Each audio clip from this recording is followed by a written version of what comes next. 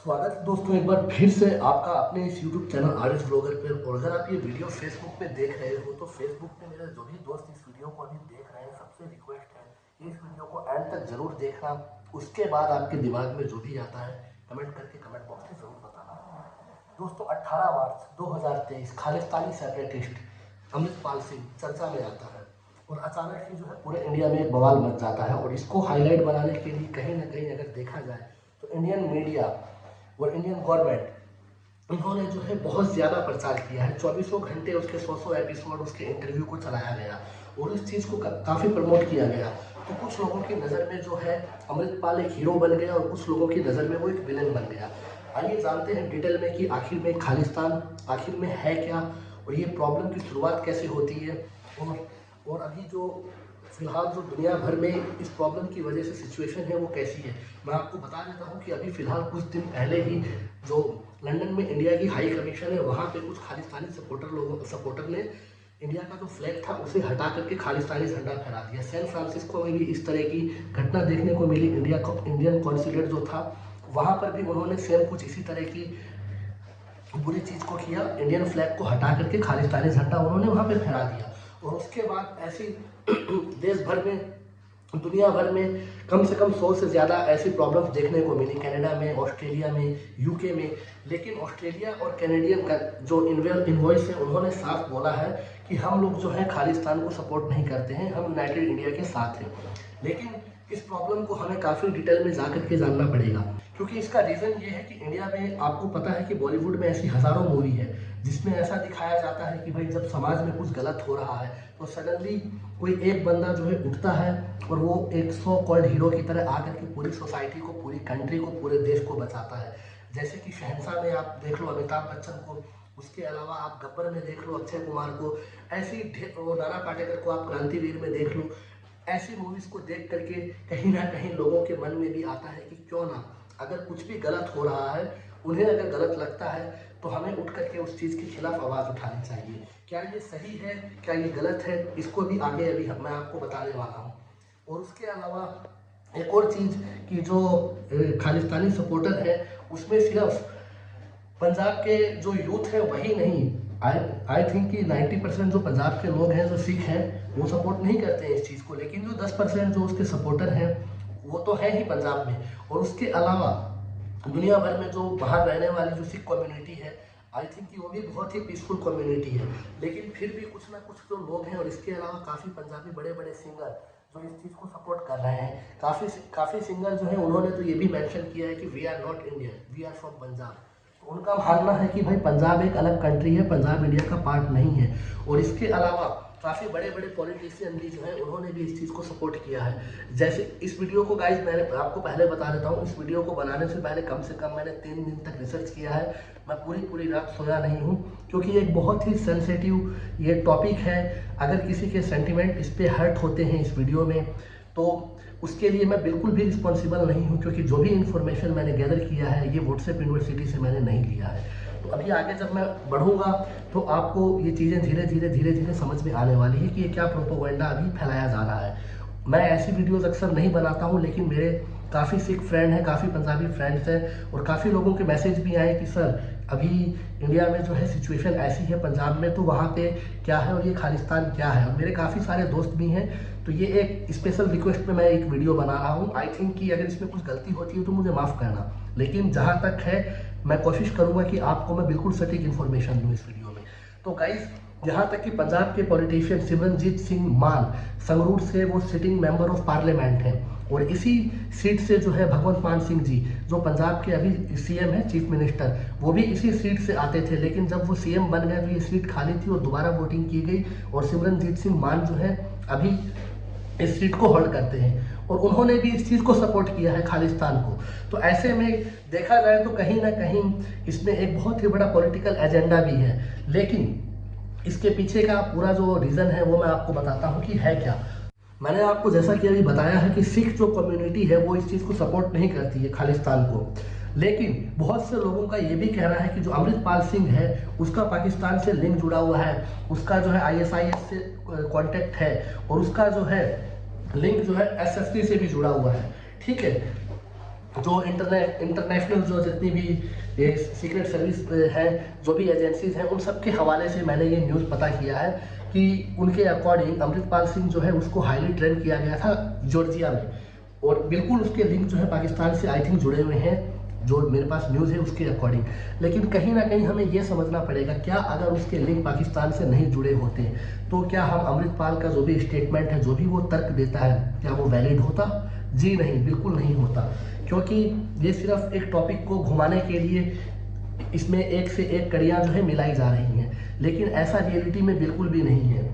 मैं अभी आपको कुछ चीज़ें और बताता हूँ जिसको सुनने के बाद आपके माइंड से जो चीज़ें हैं वो धीरे धीरे समझ में आना शुरू होगी।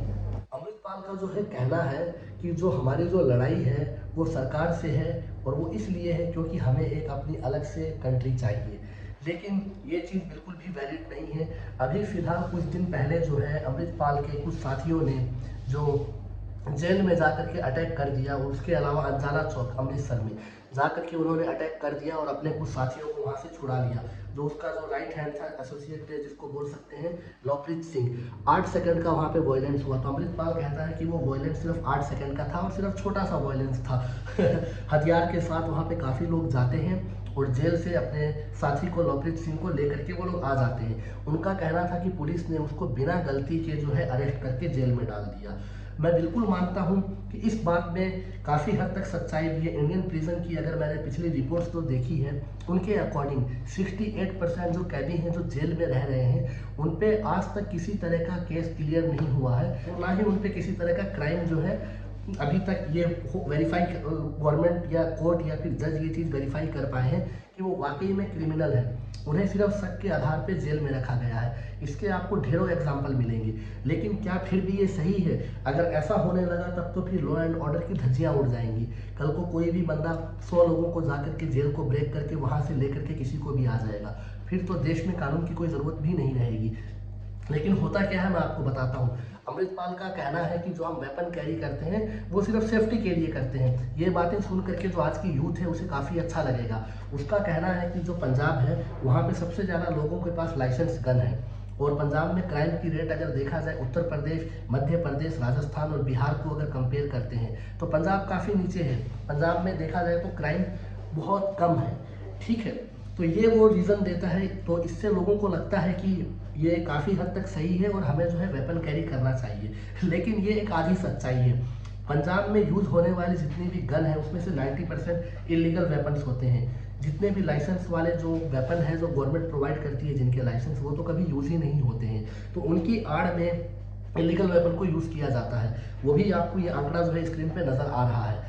तो दूसरी चीज़ है वो ये है कि मैंने आपको बताया कि किस तरह हमारा लॉ एंड ऑर्डर जो है वो काम करता है, काफ़ी हद तक स्लो है। इसके मैं आपको कुछ एग्जांपल दे सकता हूँ। मैंने यहाँ पे एक बहुत बड़ी लिस्ट बना के रखी है, लेकिन मैं आपको कुछ एग्जांपल ज़रूर दे सकता हूँ इसमें। 3 कश्मीरी 23 साल तक वो जेल में रहे थे, और उसके बाद पाया गया कि उन्होंने कोई क्राइम नहीं किया और उन्हें बाइज्जत बरी कर दिया गया। लेकिन 23 साल बिना किसी क्राइम को किए उन्होंने जेल में बिताया। और उसके अलावा विष्णु तिवारी आगरा के 20 साल वो जेल में रहते हैं, बाद में पता चलता है कि उन्होंने कोई क्राइम किया ही नहीं। और उसके अलावा बाला सिंह जो 10 साल जेल में रहते हैं उत्तर प्रदेश की जेल में, और बाद में पता चलता है कि जो जिस मर्डर केस में वो जेल में थे वो मर्डर उन्होंने कभी किया ही नहीं था, वो एक्चुअल में उनके भाई ने किया था। लेकिन 10 सालों तक वो जेल में रहे। तो मेरा मानना है कि जो लॉ एंड ऑर्डर है वो काफ़ी स्लो है। मैं इस चीज़ को बिल्कुल एग्री करता हूँ, लेकिन इसका मतलब ये नहीं है कि हम कानून को अपने हाथ में ले लें, और जैसा कि फिल्मों में दिखाया जाता है। खास करके मैं आपको एक एग्जांपल देता हूँ, जिस तरह ऋतिक रोशन की आमिर खान की मूवी धूम है, उसमें दिखाया गया है कि वो बैंक रॉबरी करता है, चोरी करता है, और फिर भी एक तरह से वो बहुत बड़ा क्राइम है, फिर भी लोग उसको अपना एक आइडल मानते हैं, उसको एक हीरो मान करके, रोल मॉडल मान करके उसको फॉलो करते हैं। तो ऐसी ऐसी चीज़ें जो है बॉलीवुड में भी काफ़ी सारी मूवीज़ हैं। मैंने आपको अभी पहले भी एग्जांपल दिए हैं, लिस्ट बहुत लंबी है। तो लोगों को वो देख करके लगता है कि क्यों ना कुछ बदलाव हमें करना चाहिए। और अभी जो भी वायलेंस हुआ है पंजाब में, उसमें जो अमृतपाल है और अमृतपाल के जो साथी हैं, उन्होंने बोला कि हम जो भी प्रोटेस्ट करेंगे वो बिल्कुल पीसफुल तरीके से करेंगे। लेकिन उन्हें पता था कि ये प्रोटेस्ट पीसफुल तरीके से नहीं होने वाला है, इसीलिए उन्होंने अपने साथ होली स्क्रिप्चर जो उनका ग्रंथ है, जो उनकी पवित्र किताब है, उनको ग्रंथ साहिब को, गुरु ग्रंथ साहिब को जो है साथ में कैरी कर रहे थे। उसका रीज़न ये था कि उन्हें पता है कि जैसे फॉर एग्जांपल अगर मुस्लिम रिलीजन में आप जब कुरान को कैरी करते हो, हिंदू रिलीजन में अगर आप होली बुक जैसे गीता है और या फिर रामायण है, महाभारत है, इन बुक्स को अगर आप, या फिर क्रिश्चियन में अगर आप देखा जाए तो बाइबिल है, इनको अगर आप अपने साथ कैरी करते हो और साथ में जब आप कोई क्राइम करने जा रहे हो और एक बहुत बड़ा ग्रुप, एक बहुत बड़ी कम्युनिटी आपके साथ है, और ऐसे में अगर वहाँ पे पुलिस थोड़ी सी भी गलती करती है और बिना इंटेंशन के अगर वो बुक, अगर आपकी जो रिलीजन से रिलेटेड जो भी बुक है अगर वो नीचे गिर जाती है तो ना चाहते हुए भी उसका अपमान हो जाता है। और आप सोच सकते हो कि उसके बाद पंजाब में सिचुएशन क्या हो सकती थी, लेकिन पंजाब पुलिस ने वहाँ पे बहुत ही ब्रेवरी के साथ उस सिचुएशन को कंट्रोल किया, क्योंकि अमृतपाल का मानना था कि जब हम अपनी होली बुक को कैरी करेंगे तो पुलिस जो है कुछ भी नहीं कर पाएगी। तो ऐसे में उसने एक तरह से जो धार्मिक बुक है उसको शील्ड की तरह यूज़ किया। तो इस पे भगवंत मान सिंह जी ने भी एक स्टेटमेंट दिया था कि जो भी बंदा इस तरह की कायर वाली हरकत करता है, जो धर्म की आड़ लेकर के धर्म के खिलाफ ही लोगों को लड़ा के धर्म के आधार पे ही देश को बांटना चाहता है, वो कभी भी पंजाब का वारिस नहीं हो सकता है। वो कहता है कि मैं पंजाब का वारिस हूँ। लेकिन यहाँ तक जो है मैंने आपको जो चीज़ें बताया, इसमें खालिस्तान अभी तक कहीं नहीं आया है। अमृतपाल यहाँ पे अपने हित के लिए, अपने ग्रुप के लिए वो लड़ रहा है, और इसका खालिस्तान से या फिर इंडिया से अलग होने का कोई रीज़न नहीं बनता है। खालिस्तान कहाँ पे आता है, कैसे इसकी शुरुआत होती है, ये भी मैं अभी आपको बताता हूँ। और अमृतपाल एक इंटरव्यू में ये भी कहता है, जब उससे पत्रकार पूछता है कि आपको हथियारों की क्या ज़रूरत है, तो वो कहता है कि वो एग्जाम्पल देता है यूएसए का, टेक्सास का। वो कहता है कि वहाँ पे मैंने जब एक बंदे से बात किया तो उसने बोला कि मैं गन इसलिए कैरी करता हूँ क्योंकि मुझे पुलिस से कौन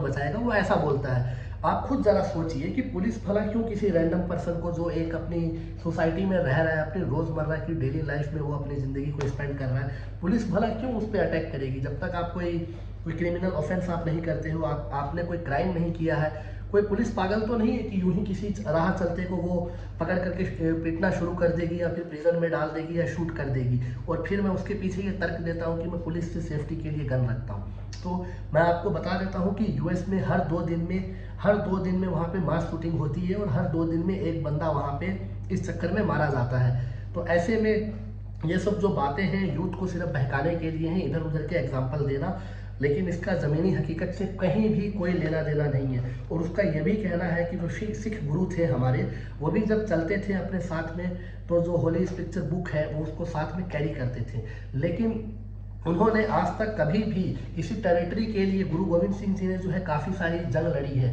लेकिन उन्होंने कभी भी वो लड़ाई कभी अपने एक पर्टिकुलर प्लेस के लिए या फिर एक धर्म को या एक जाति को लेकर के अलग कंट्री की उन्होंने मांग नहीं की। मैं आपको बता देता हूँ कि जफरनामा के वर्ष 22 में भी आपको मिलेगा कि हथियार तभी उठाओ जब आपके पास सेटलमेंट के सभी रास्ते बंद हो जाते हैं। और गुरु नानक देव जी ने भी कहा है कि and no one is my enemy and no one is foreigner for me. तो इसका मतलब है कि ना तो मेरा कोई दुश्मन है, ना कोई मेरा दोस्त है, और ना ही कोई मेरे लिए विदेशी है, सभी मेरे लिए एक इंसान है।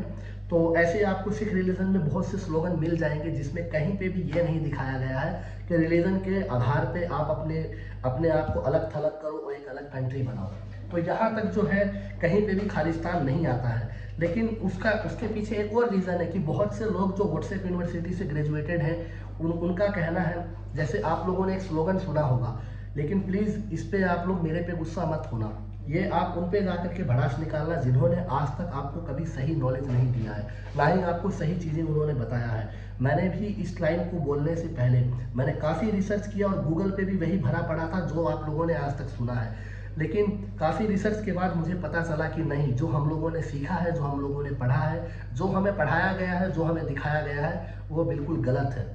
मैं आपको बताता हूँ, आप लोगों ने एक लाइन सुनी होगी, अहिंसा परमो धर्म, यानी कि अहिंसा ही सबसे बड़ा धर्म है, यानी कि वायलेंस जो है वो अच्छी चीज़ नहीं है, पीसफुली जो काम होता है वही एक अच्छी चीज़ है। लेकिन कुछ अनभक्त लोगों ने और कुछ व्हाट्सएप यूनिवर्सिटी से जो जुड़े हुए लोग हैं, जो वहाँ से ग्रेजुएशन करके आते हैं, उन्होंने संस्कृत में एक और लाइन को आगे जोड़ दिया है। वो लाइन है धर्म हिंसा तथैव च, अहिंसा परमो धर्म, और उसकी अगली लाइन है धर्म हिंसा तथैव च। इसका मतलब ये हुआ कि अगर धर्म की रक्षा करने के लिए हथियार उठाना पड़ता है तो आप उठाइए, जबकि ये चीज़ कहीं पे भी मेंशन नहीं है। मैं ये आपको आगे की एक वीडियो क्लिप में भी दिखाता हूँ अपनी लाइन कंप्लीट करने के बाद। ये चीज़ महाभारत में कहीं पे भी मेंशन नहीं है, वहाँ पे बार बार सिर्फ एक ही लाइन है, अहिंसा परमो धर्म। उसके अलावा कहीं पे भी नहीं है। जब मैंने गूगल पे भी सर्च किया तो कुछ लोगों ने इसके पीछे का रीज़न दिया कि भाई गांधी, नेहरू और पीछे के जितने भी पॉलिटिशियन थे उन्होंने दूसरी लाइन को ही हटा दिया, लेकिन ऐसा कहीं पे भी नहीं है। ये सिर्फ एक ही लाइन है, अहिंसा परमो धर्म।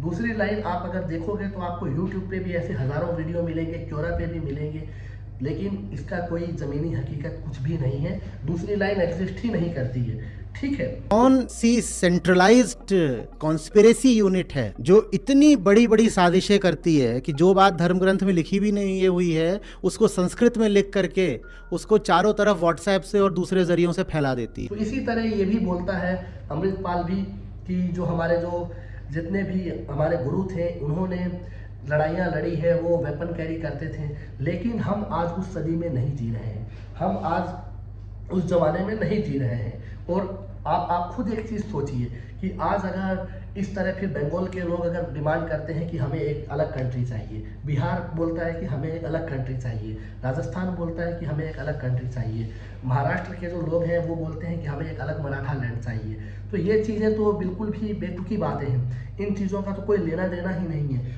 और जितने भी गुरु थे सिख रिलीजन के, उन्होंने, मैंने जैसा कि आपको बताया, कभी भी उन्होंने जाति को लेकर के, धर्म को लेकर के या एक ऐसी स्पेशल डिमांड उन्होंने नहीं किया। उनकी जो लड़ाई थी वो समाज में हो रहे भेदभाव को लेकर के, और जो इक्वलिटी नहीं थी मेन चीज़ है, उन चीज़ों को, भेदभाव को मिटाने के लिए हमेशा से उनकी लड़ाई रही थी। उनकी लड़ाई हमेशा से गलत के खिलाफ थी। और ये पंजाब में जो अमृतपाल जो करने जा रहा था, ये किसके खिलाफ लड़ाई थी? ये अपने ही भाइयों के खिलाफ, अपने ही सिख ब्रदर के खिलाफ, अपने ही लोगों के खिलाफ, अपने देश के खिलाफ, अपने स्टेट के खिलाफ ये उसकी लड़ाई थी। तो ऐसा तो सिख गुरुओं ने कभी बोला ही नहीं है। और इस तरीके से तो फिर अगर देखा जाए, जैसा कि मैंने अभी आपको ढेरों एग्जाम्पल दिए हैं, इस तरीके से तो अगर देखा जाए तो बहुत पहले अगर देखा जाए तो गुर्जर प्रतिहार डायनेस्टी भी एग्जिस्ट करती थी। और इस तरीके से तो राजा सूरजमल के अंडर में भरतपुर में जो है जाट स्टेट ऑफ भरतपुर भी एग्जिस्ट करता था। तो क्या इस हिसाब से तो सारे जाट ब्रदर जो हैं वो भी इकट्ठे होकर के बोल सकते हैं कि हमें फिर से अपना एक जाट लैंड चाहिए। गुर्जर हैं, उन्हें एक अलग कंट्री चाहिए। सम्राट अशोक जो है वो बुद्धिज्म को फॉलो करते थे, तो क्या सारे बुद्धिस्ट जो लोग हैं वो इकट्ठे होकर के ये बोलेंगे कि हमें एक बुद्धिस्ट लोगों के लिए एक अलग कंट्री चाहिए? तो इस तरह तो ये चीज़ें पॉसिबल नहीं है। और महाराजा रणजीत सिंह जी का जो सिख एम्पायर था, उसको आज की जो मीडिया है और जो जाहिल मीडिया है, और उसके अलावा जो इस तरह के अमृतपाल जैसे जो लोग हैं, वो बिल्कुल गलत तरीके से दिखाती है। उनके एम्पायर में सिर्फ ऐसा नहीं था कि सिर्फ सिख लोग थे, उनके एम्पायर में सिख तो सिर्फ 9% थे। ये चीज़ आपको कभी भी कोई मीडिया या कोई गूगल पे आपको नहीं नजर आएगी, क्योंकि वो आपको बताना ही नहीं चाहते हैं। उनका वो अंग्रेज चले गए लेकिन फूट डालो राज करो नीति वो आज भी भारत में एग्जिस्ट करती है। अब बात ये होती है कि चलो यहाँ तक सब कुछ ठीक चल रहा है, लेकिन ये सडनली खालिस्तान ये चीज़ क्या है? तो मैं आपको थोड़ा आज से 500 साल पीछे इतिहास में फ्लैशबैक में लेके चलता हूँ। सन 1801, रणजीत सिंह जी, ठीक है, मैं यहाँ पे रणजीत सिंह जी बोल रहा हूँ, महाराजा अभी नहीं लगा रहा हूँ, इसका आपको रीज़न बताऊंगा। 1801 में उन्होंने क्या किया कि 12 जो वहाँ पे सिख कॉन्फेडरेसीज थी, यानी कि छोटे छोटे आप बोल सकते हो रियासत या फिर छोटे छोटे स्टेट, कुछ इस तरह की, उन्होंने 12 रियासतों को मिला करके एक उन्होंने एम्पायर बनाया, जिसको सिख एम्पायर बोला गया था। और उसके किंग बनते हैं महाराजा रणजीत सिंह। तो फिर उन्होंने 1839 तक वहाँ पे रूल किया। और लेकिन जो 12 जो सिख स्टेट थे जो उन्होंने मिलाया था, उसमें सिर्फ सिख कम्युनिटी नहीं थी, मैं आपको पहले भी बता चुका हूँ, सिख सिर्फ 9% थे। और इसके अलावा 1839 तक उन्होंने वहाँ पे रूल किया। और इसमें अब मैं आपको बताता हूँ कि जिनका ये मानना है कि सिख खालिस्तान जो ये लोग डिमांड कर रहे हैं सिर्फ सिखों के लिए, सिख एम्पायर में भी जब सिर्फ सिख नहीं थे, तो आज ये मांग तो बिल्कुल भी जायज़ ही नहीं है। मैं आपको अभी बताता हूँ, उनके हिंदू जनरल थे मिस्र दीवान सिंह और मुखाम चंद नैयर। और उसके अलावा उनके मुस्लिम जो जनरल थे उनका नाम था इलाही बख्श, मियाँ घोष खान। और नेपाली गोरखा भी थे उनके, जिनका नाम था बहादुर कुंवर। और यूरोपियन जनरल भी थे उसमें, जिनका नाम था जैन फर्माइटिस अलाड। तो ये जो चीज़ें थी, कहीं से भी इन चीज़ों को ये अगर देखा जाए तो ये क्लियर नहीं होता है कि खालिस्तान में जो है, जो आज के लोग ये खालिस्तान की जो डिमांड कर रहे हैं, इसमें सिर्फ सिख लोग ही रहेंगे या फिर उन्हें एक अलग स्टेट की ज़रूरत है। क्योंकि जब उस ज़माने में भी सब मिलकर रह रहे थे, तो आज भी जो चीज़ है वो बिल्कुल सेम है।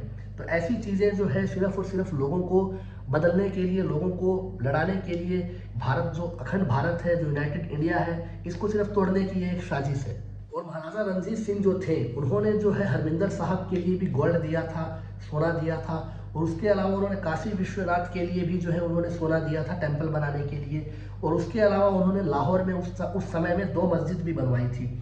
और 1839 में ईरान में जब ज्यूस रिफ्यूजी के साथ थोड़ा वहाँ पे कुछ इसी तरह के स्कैंडल्स हुए और काफ़ी वहाँ पे उन्हें विरोध झेलना पड़ा था, तो 1839 में वहाँ से ज्यूस कम्युनिटी पलायन करके इस सिख एम्पायर में आई थी, महाराजा रणजीत सिंह जी के एम्पायर में। तो उन्होंने उसको भी वहाँ पे रहने के लिए जगह दिया। तो ऐसे में आप देख सकते हो कि महाराजा रणजीत सिंह जी जो थे, वो हर कम्युनिटी को, हर रिलीजन को लेकर के चलते थे। देश विदेश तक जो है उनकी पहुंच थी, और दुनिया के हर जगह के जो लोग, सताए हुए लोग थे, वो सिख एम्पायर में आकर के रहते थे। ऐसा अगर पुराने रिकॉर्ड्स को देखते हैं तो जानने को पता चलता है। और उसके अलावा एक और चीज़ है कि सिख एम्पायर का जो कानून था वो आज भी भारत में एग्जिस्ट करता है। उनका भी मानना था कि जो हमारे एम्पायर की जो ताकत है वो हर रिलीजन को साथ में लेकर के चलने की है। वही चीज़ें आपको भारत में भी देखने को मिलती हैं, लिबर्टी, इक्वलिटी और उसके अलावा फ्रेटर्निटी।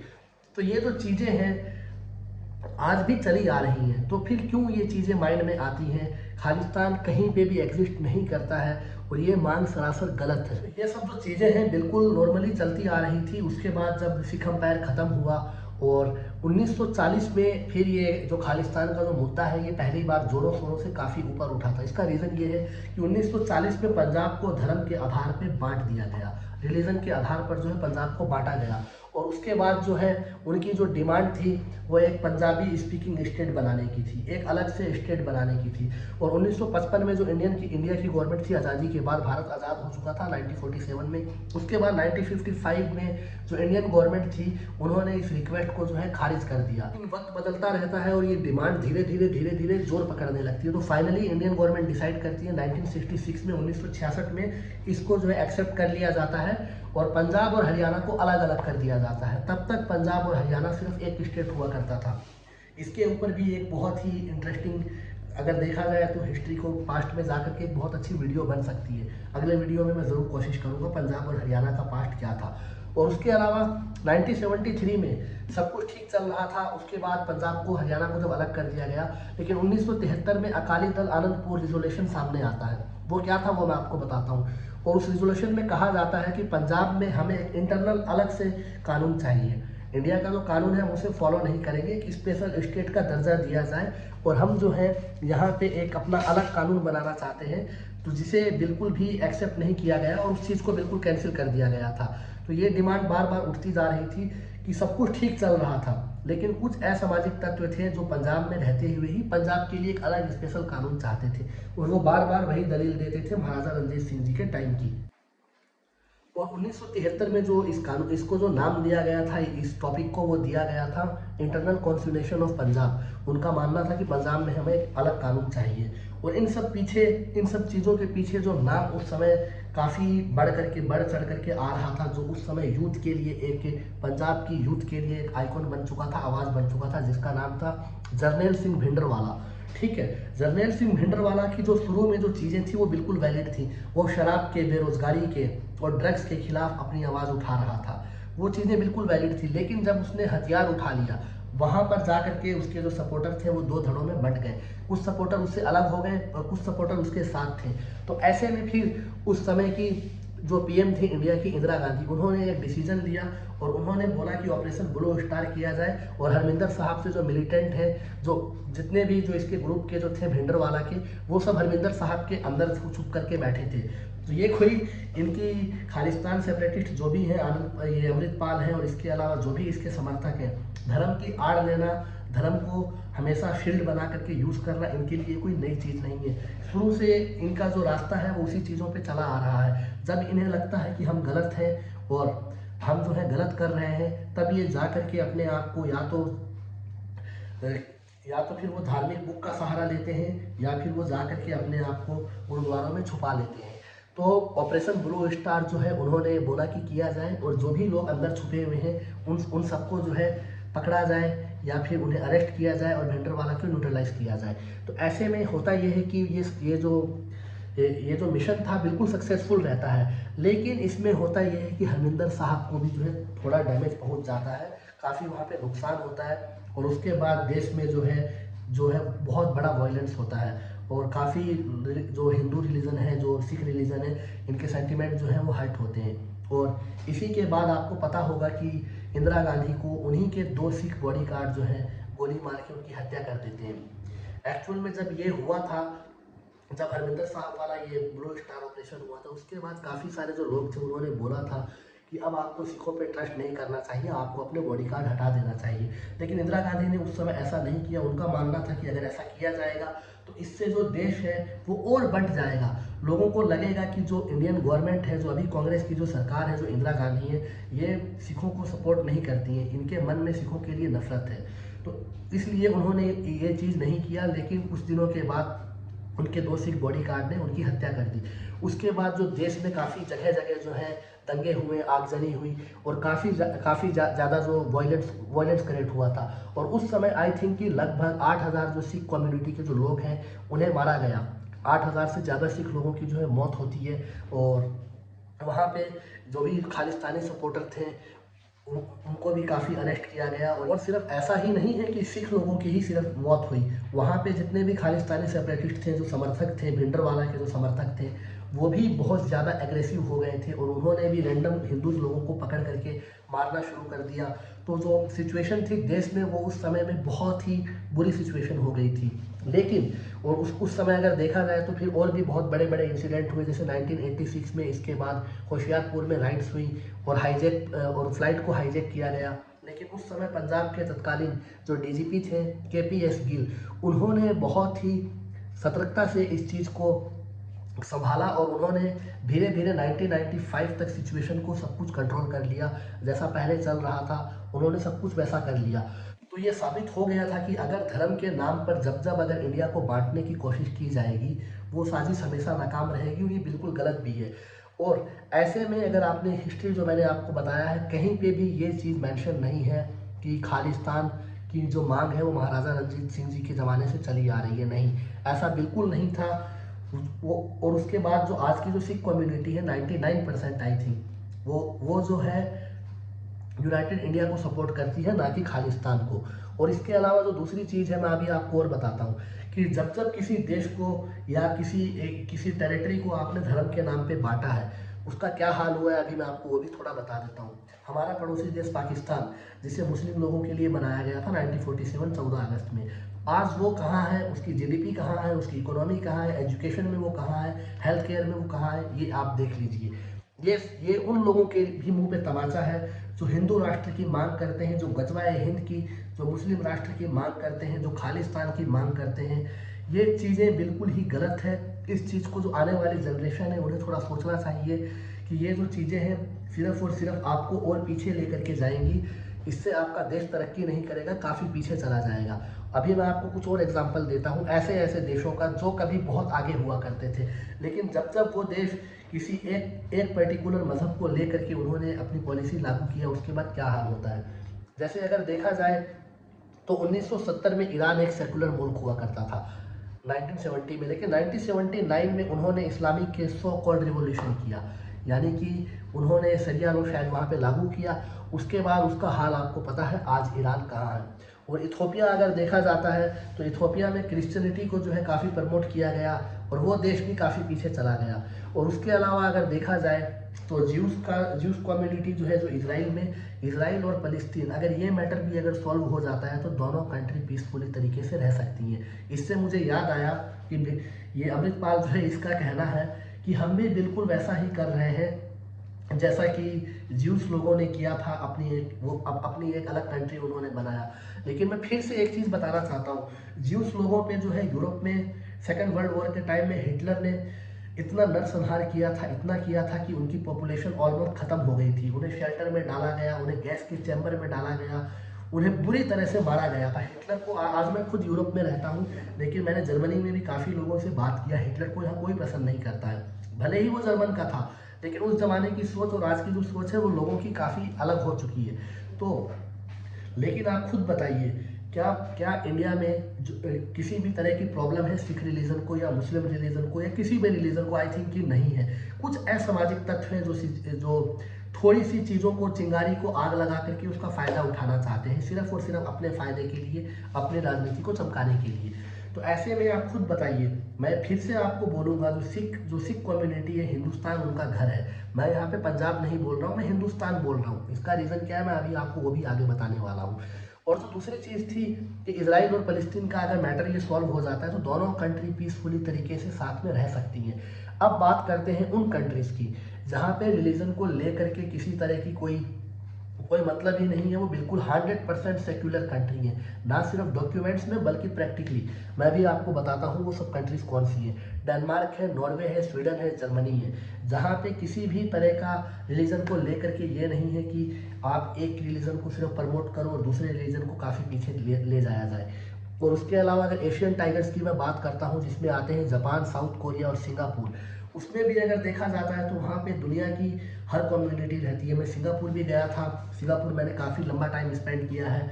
वो अगर देखा जाए तो बहुत ही पीसफुल कंट्री है। सिंगापुर के ऊपर भी एक वीडियो बनता है, क्योंकि वो जो कंट्री है पिछले 50-60 सालों में, सिंगापुर का इतिहास बहुत पुराना नहीं है और 60 सालों में उसने जो तरक्की किया है, आई थिंक कि आज तक दुनिया में वो किसी कंट्री ने नहीं किया होगा।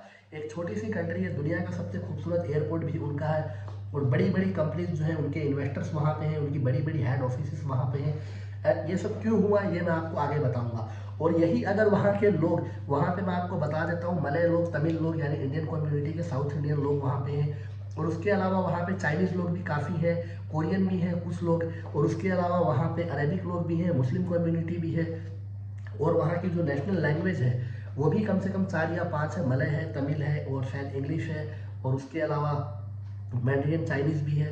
तो ऐसे में आज तक उस कंट्री में रिलीजन को लेकर के कभी किसी तरह का, मैं वहाँ पे जब तक रहा मैंने किसी तरह की कोई प्रॉब्लम फेस नहीं किया। अगर वो देश आज हिंदू, मुस्लिम, कांग्रेस, सिख, ईसाई में लग जाता तो क्या ये चीज़ पॉसिबल हो पाती? ये चीज़ आप बैठ करके ज़रा सोचिए। और हमारे जो नेता हैं वो आपको सोचने भी नहीं देंगे, क्योंकि जो उनका जो माइंड है वो आपको हमेशा भगवा और हरा, इन दो चीज़ों में हमेशा उलझा करके रखेंगे। जब इन चीज़ों से आप थोड़ा आगे निकलोगे, जब थोड़ी अपनी रिसर्च करोगे, तब आपको ये चीज़ें पता चलेंगी। और अब मैं बात करता हूँ यहाँ पे उन लोगों की जो कहते हैं हमें हिंदू राष्ट्र, गजवा है हिंद, और जो अमृतपाल है, जो अमृतपाल जिसका जो कहना है कि इज़राइल से अपने आप को कंपेयर करता है, लेकिन ये चीज़ें तो बिल्कुल भी कहीं से किसी लॉजिक से ये मैच ही नहीं खाती हैं, क्योंकि किसी भी रिलीजन को इंडिया में किसी तरह की धर्म को लेकर की कोई प्रॉब्लम नहीं है। सबके पास अपने फ्रीडम है, इंडिया एक सेक्युलर कंट्री है, हमारे कॉन्स्टिट्यूशन में भी यही लिखा गया है। और मैं आपको ये भी बता देता हूँ कि भारत की कोई भी राष्ट्रीय भाषा नहीं है, ये भी गलत पढ़ाया गया है। हिंदी भारत की राष्ट्रीय भाषा नहीं है, हिंदी इंग्लिश की ऑफिशियल भाषा है। तो ऐसे में बहुत से लोगों को हमेशा जब कोई इंग्लिश बोलता है तो बहुत से लोग बोलते हैं कि आपको अपनी राष्ट्रीय भाषा बोलनी चाहिए। मैं मानता हूँ कि हिंदी हमें प्रमोट करनी चाहिए, लेकिन अगर आप इंग्लिश भी बोलते हो तो वो गलत नहीं है, ये आपके अपने फंडामेंटल राइट्स हैं, आपकी फ्रीडम है। और उसके अलावा मैं आपको अभी ये भी थोड़ा बता देता हूँ कि हिटलर ने वर्ल्ड वॉर 2 के टाइम में अनगिनत यहूदियों को मारा था, तब जा कर के उन्होंने एक ऐसी जगह खोजी जहाँ पे वो पीसफुली रह सकें और अपनी कम्युनिटी को आगे बढ़ा सकें। लेकिन आज भी इजराइल में ऐसा नहीं है कि सिर्फ वहाँ पे यहूदी हैं, वहाँ पे काफ़ी अरेबिक भी हैं लेबनान के, और वहाँ पे सीरिया के काफ़ी रिफ्यूजी भी हैं, वहाँ पे हर कम्युनिटी के लोग आपको देखने को मिल जाएंगे। और अमृतपाल जो है वो सिर्फ और सिर्फ महाराजा रंजीत सिंह जी का नाम लेकर के अपना प्रोपोगेंडा चमका रहा है। उनके एम्पायर को सिर्फ वो एज ए टेम्पलेट यूज़ करके लोगों को मिसगाइड करके एक अलग खालिस्तान की मांग कर रहा है, जो कि सरासर गलत है।